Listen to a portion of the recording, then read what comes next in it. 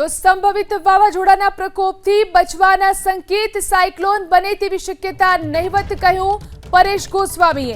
ગુજરાત સાયક્લોનના ખતરામાંથી બચી જશે તેવી વાત તેમણે જણાવી છે। મહારાષ્ટ્ર અને ગુજરાતમાં ભારે વરસાદની શક્યતા છે તેવું પણ તેમણે જણાવ્યું।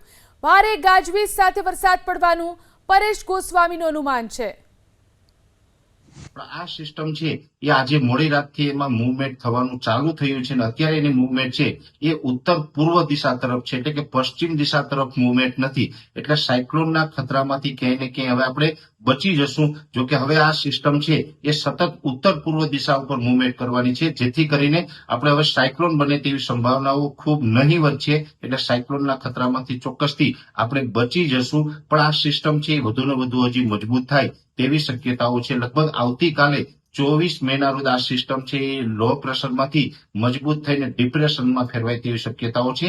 એટલે ગુજરાત અને મહારાષ્ટ્ર બંને રાજ્યોની અંદર મુશળધાર વરસાદોની શક્યતાઓ છે।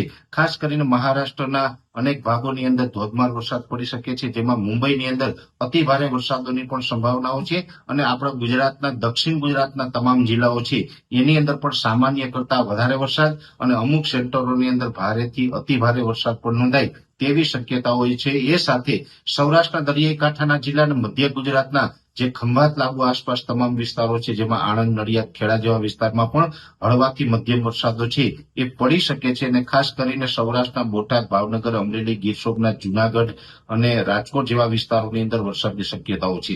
અત્યારે આ સિસ્ટમ છે એ મૂવમેન્ટ કરવાનું ચાલુ થયું છે, એટલે ફાઇનલ થયું છે કે સાયક્લોન નથી બનતું, પણ ચોક્કસથી આ એક ડિપ્રેશન છે એ બની રહ્યું છે અને આ ડિપ્રેશન છે એ ગુજરાતના અનેક વિસ્તારોની અંદર વરસાદના રૂપમાં અસર કરશે અને આ વરસાદો છે એ છૂટાછવાયા લગભગ 30 અથવા તો 31 મે સુધી રાજ્યની અંદર જોવા મળે તેવી સંભાવનાઓ છે અને આ વરસાદો જ્યાં પડશે ત્યાં થોડુંક ગાજવીજ અને પવનનું પ્રમાણ પણ જોવા મળી શકે। એટલે ગાજવીજ અને પવન સાથે વરસાદો છે એ આ આખું અઠવાડિયું એટલે કે મે મહિનાની 30 અથવા તો 31 તારીખ સુધી નોંધાય તેવું એક અનુમાન છે।